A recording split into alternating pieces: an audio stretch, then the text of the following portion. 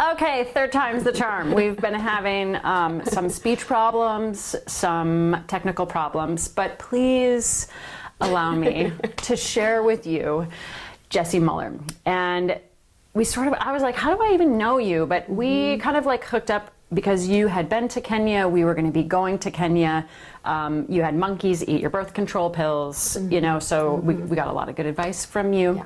Yeah. But what I really adore about Jessy is that she totally lives life on her own terms, which I don't know, it just seems like sort of like, okay, big deal, but it is kind of a big deal because we do get so much pressure about like what we should be doing in our lives and when and what does success look like. So I've just always really respected and admired how you're just like, this is my journey and here's how I define it. So how would you like to describe yourself, who you are, what you do, what you don't do? I delivered pizzas for 14 years up until about a year ago, and then I started working for brands that I believed in as a brand ambassador.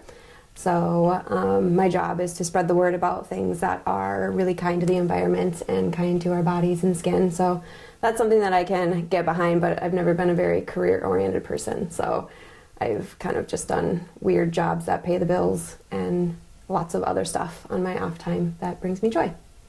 Very cool. All right, yeah, I guess the cat is just gonna just walk right into the interview, but it's kind of par for the course today. Yeah. Okay, I think sometimes we see like vulnerability and confidence at the opposite ends of the spectrum. So how would you say opening yourself to being more vulnerable actually boosted your confidence? Just because it was probably like the scariest thing. Like it was the one, and weirdly, like the more vulnerable I was, the more insecurities I found.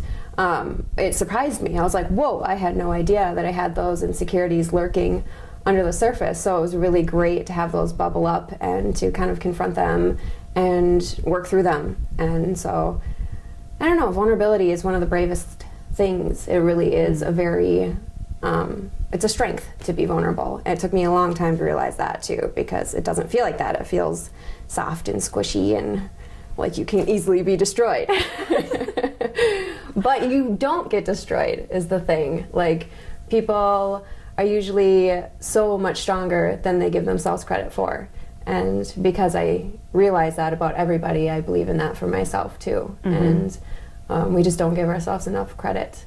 And we're pretty strong. We're capable of doing a lot more than we think. So I totally believe that. And I also think sometimes on the flip side, as much as like we don't recognize how strong we are and that we can just like boldly step into situations and be warriors, that on the flip side of that is needing to show ourselves compassion at the same time. Yeah, it is definitely a balance to push yourself and be really hard on yourself, but then to accept yourself and forgive yourself, you know, if you don't perform to the degree that you would like. And that was definitely a later in life learned thing for me too.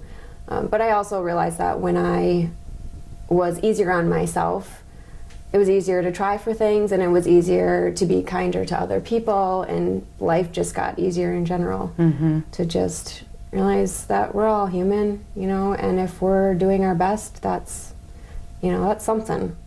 It's better to try than to just like be scared and not do anything and not be better.